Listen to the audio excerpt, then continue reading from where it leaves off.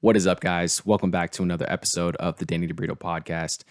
This is episode 52 of the podcast, which means that we've dropped an episode every single week for an entire year straight. And in the theme of that, I want to do a little bit of self-reflection on this milestone, not to give myself any pats on the back or be self-congratulatory or anything like that, but in the hopes that it provides some value to people who are considering entering this space, or sharing any sort of thoughts or doing any sort of creative pursuit in a social media space or in general at all. And what that's been like. I want to encourage people as much as I can to put themselves out there because I think the world needs to hear all of our voices. And a lot of us kind of suppress these things because we feel like there's going to be judgment. We feel like it's already oversaturated. We feel like it's a crowded space and there's already somebody else that's saying what we're saying and it's not going to be worth our time. And so I want to just do a little bit of self-reflection on a few topics, to mark this milestone. It's been 52 weeks in. We're still going strong. I still have a lot of motivation and energy around this podcast, even though it's taking a lot of mental space and a lot of effort every single week to keep doing this for you guys. So if you stuck around this long, shout out to you. I really appreciate it. And we're gonna keep on rolling. And I've got a few topics here written down, just to, I guess, provide a little bit of background about the podcast. If you're new here or if you're a longtime listener, I started having ideas about doing a podcast like this around personal development and self-improvement back in 2019, 2020. I was consuming a lot of material about how to better yourself, and a lot of self-help books, a lot of podcasts, a lot of YouTube channels that were focused on these things. And I was getting a lot out of it. I was getting motivated. I was getting inspired, but I felt like a lot of it was presented in a way that was either condescending, holier than thou, or kind of from an out of touch with reality sort of perspective. I didn't feel like a lot of the material that people were presenting was really relevant to the average person who was trying to better themselves. It seemed like it was more focused on, high operating individuals, people at the upper echelons of society, which wasn't really relatable to me, just being kind of an average person working a 9 to 5 and trying to become a much better version of myself. And so that was the original impetus for even starting the podcast in the first place. And, I've made some tweaks and adjustments along the way, but in general, I just want to, look back on 52 weeks of doing this, how it's been along the journey, and hopefully that can help people understand a little bit more about what it's like to start a podcast and just get involved in the space.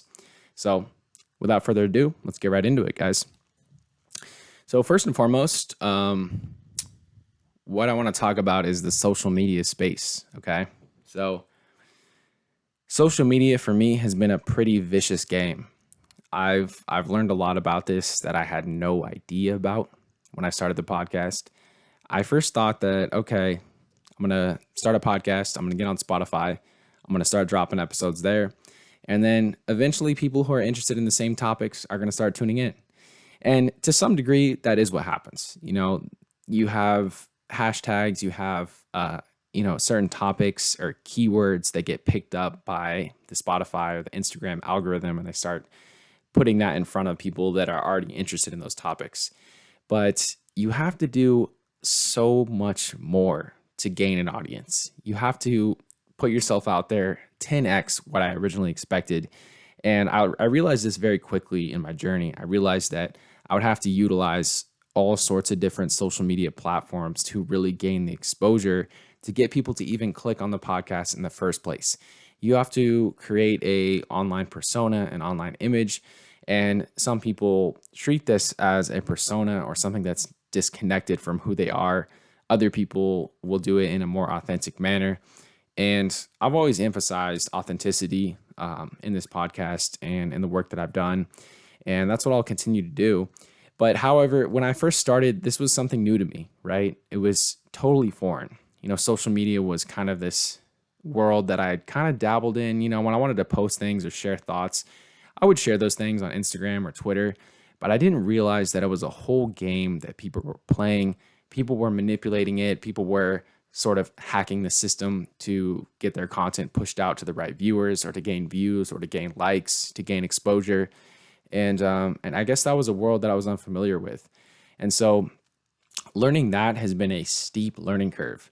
So for anybody who's interested in starting a podcast, or like really getting involved in the space, you have to be prepared to sort of sell yourself on that platform, whatever platform you're choosing. If it's one or it's multiple, you have to be prepared to completely sell your personal brand day in and day out on the platform. And it's not a small thing. It's not just like, okay, I'll record an episode and then I'll post it on there and we'll see what happens. No, not at all. This is a continuous effort that you have to make to present yourself in front of your audience in a coherent way, in a way that makes sense to them, and also in a way that resonates with them continuously. Because if you post, let's say you have a specific theme or a specific batch of posts that you're putting out that are focused on a specific theme, and then all of a sudden you pivot to something entirely new, the people that you might have engaged with that first batch of posts, you might alienate them with your second batch of posts if it's not consistent, if that makes sense. So you have to kind of have a consistent personal brand. You have to have a consistent message as well. You can't just be kind of throwing shit out left and right and expecting it all to hit. You kind of have to be falling into the same path and sticking with the same niche to reach a greater audience. And that's been my perspective. Obviously, I don't have a humongous following, but I've learned that very quickly that you do have to play these sort of manipulative games to get your audience, to build up your audience and to get your message out there to the world. So that's been a huge takeaway for me. Your message is not enough, right? Like your message is not going to hit on its own. You have to have the message, and then you also have to have the marketing, you have to have the branding, and you have to have the presentation. And when you think about this, it makes a lot of sense. It's like, if you were to have a product that's really good, people might find out about it in a genuine, authentic manner and become interested in your product and want to purchase it.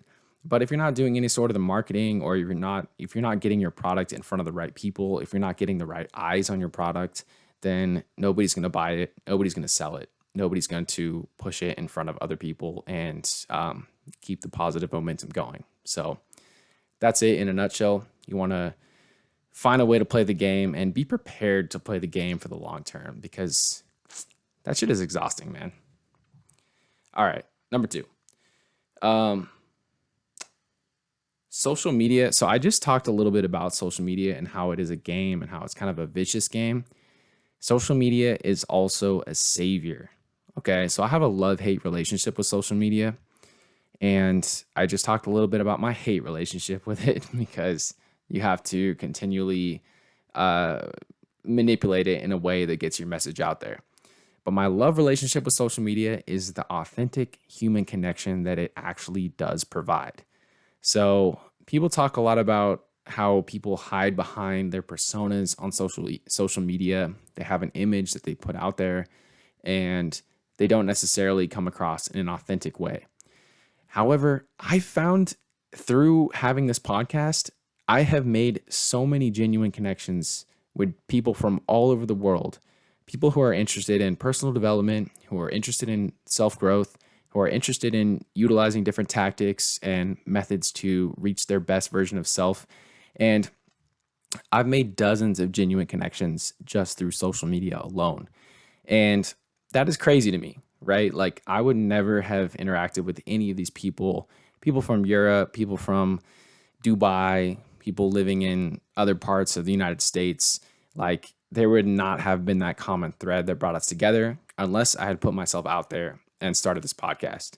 So for me, that is a very beautiful thing. That is an authentic way of using social media, and an absolutely valuable way to use that tool for your own benefit. So another piece that I've gained from starting this podcast, or another reflection, is I was kind of surprised by who showed up. Like, a lot of people have these perspectives and these opinions that they don't share with the world. They're holding them inside. And it's kind of like myself before I started the podcast. I wasn't sharing any of these opinions on personal development or self improvement on my own page, my personal page. I was keeping them to myself. I was working on myself. I was working on my growth. And then eventually, once I started putting myself out there and creating some sort of a safe space for other people to share those same ideas, I was really blown away by who rose to the occasion, who showed up in that space. And there's a lot of people out there that I didn't really know were interested in this kind of stuff, and they started supporting the channel, or they started reaching out to collaborate, or sharing the posts, or just showing love in general. And for me, that was really mind blowing. It's like, if you don't go out on a limb and put yourself out into an uncomfortable part of your life, you might never know who exactly shares those similar frequencies with you, who shares those same ideas, and who you could bond with over those same things. And so it takes that first step. It takes that first leap for one person to do it. And for me, that was a good lesson in general to take away for other parts of life. It's like, we're all kind of like in a shell. We're a little bit more timid. I mean, most people are not willing to just share the more intimate parts of their psyche, of their day-to-day thoughts. And so it takes a little bit of a first step of courage from one person to bring that out of other people. And so that's like kind of a form of leadership. It's also, it's a good takeaway for if you're, concerned about the response you're going to get from people when you share your own thoughts. It's almost guaranteed that other people are going to be going through the same human experience that you are, and are going to be interested in the same things. So why not go ahead and throw yourself out there and see what happens? You never really know what's going to happen. You never know who's going to show up. You never know who's going to support the channel or support whatever you're doing. So that was a huge part of it for me. That was really surprising, and I was really, really pleased to see that. All right. So another takeaway from starting a podcast and doing it for an entire year, the amount of learning and growth that happened was insane for me. By putting myself out there and starting to talk about these things that I've been practicing for many years, it was like a self-reinforcing cycle. So by me putting myself out there and saying, this is what I'm doing, it actually cemented that in my psyche, that I had to continue being that person. And it's like when you tell your buddies or your parents or your friends, like, okay, I'm going to commit to this task. I'm going to commit to this hobby or this goal. It's like, okay, now I have to step up to the plate because I've said that I'm about this. And that is important to me. And also I realized that when I started doing the podcast, that level of commitment was even higher, because I'm now putting myself out there into the world, and I'm saying, this is what I'm doing, this is who I am, and this is the type of person that I want to be. And that was really powerful. There was a lot of growth that happened through that, and also through some of the conversations that I had with people on the podcast. I talked about how social media was really important in connecting me with other people, but also to be able to soak up some of the knowledge and some of the insights and wisdom from other people that came onto the show, or people that reached out and, expressed different ideas, or shared their opinion on any sort of the podcast episodes.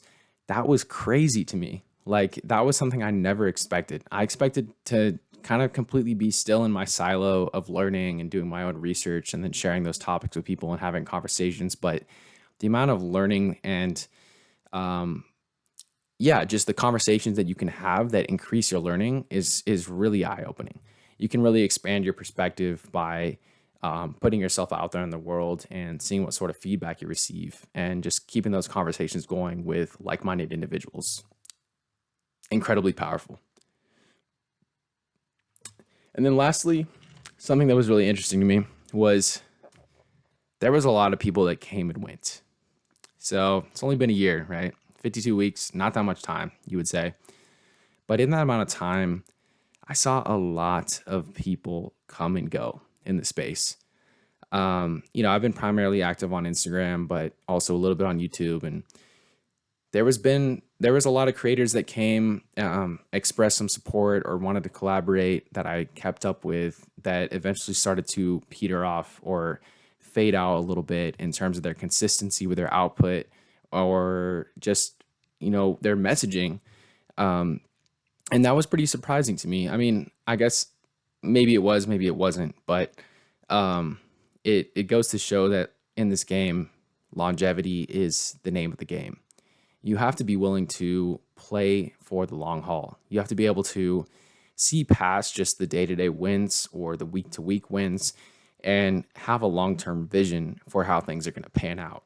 And I think most people who, start a podcast or start an Instagram page or start a YouTube channel, they're really not thinking about that long-term vision. They see the short-term gains that are promoted on every other page where people are there sitting there with thousands and thousands of subscribers or followers, and they have a full-time career based off of that. And that is what appeals to people, I think, for the most part. And that's what gets people going in the social media space. That's why people want to start sharing some of these ideas. And I think that's like really intrinsically what motivates a lot of creators who get into the space. And for me, it was interesting because I have different motivations to do this. I want to share wisdom and insights with people because I personally want to affect people's lives in a positive way. I'm not looking to make money off of their lives. I'm not looking to make money off of their inadequacies or anything like that. But I think a lot of people are coming into it with a perspective like this could be a career, which is true. It can be if you play your cards right and you stay consistent. But if you're coming into it with that motivation, ultimately your drive is going to fade. You have to have a bigger purpose and a bigger vision for doing it in the first place to be able to succeed in the long term. And that's what I saw over the course of a year. I saw people coming into the space, advertising life-changing transformations, advertising some sort of coaching service or program that's going to change people's lives. And then a few months later, they fell off the face of the earth. And the reason was, I think, is that a lot of those people had different motivations. They had motivations that were not rooted in a good cause. They were looking more for a quick short-term benefit for themselves rather than something that's going to benefit other people for the long term. And that's just an observation. I mean, do what you will with that. I'm not critiquing anybody at all. I think if you go on there with a purpose of making money, that's totally fine. That could be your end goal. And I think that's working out for a lot of people.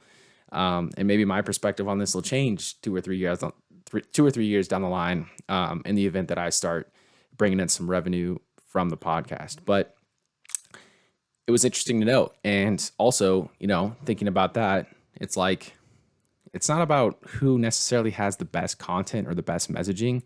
It's almost more about who lasts the longest. It's like who can stick out some of these grueling beginning periods where you're not getting any feedback that you want, or people are sort of ignoring you or considering you irrelevant. If you can push past those initial periods of just grinding it out, you might make it to a point where you are one of the last people in your specific niche. And, you're going to rise to the top. Like, you're going to be there and people will see, okay, they've been doing it for 2 or 3 years. This person has a voice, like they have a reputation, and you can point to many years of content or many years of consistent messaging to back that up. And I think that's incredibly powerful. And also, if you do it for that long, if you do it for multiple years, think about all the other points that I brought up earlier, the amount of growth that you have through putting your message out there and connecting with people. And connecting with other people and building your social network is a direct byproduct of that. And so overall, I think there's no harm in doing it. It's a lot of effort, it's a lot of time, but if you have a message and you have something that you want to share with the world, it is your duty to put that out there. It is so incredibly important that you share that with the entire world, because if not, it's just going to sit there in your brain. It's going to sit there in your notepads, in your notes app, in your iPhone, and it's not going to get out there, and you're not going to create those connections and create that ripple effect of change that you're looking for throughout the world. So that's it. That's all I got for you guys today. Once again, thank you so much for tuning in. We've done 52 weeks in a row, and I'm looking forward to the next 52 and beyond. So let's keep this train rolling. Peace.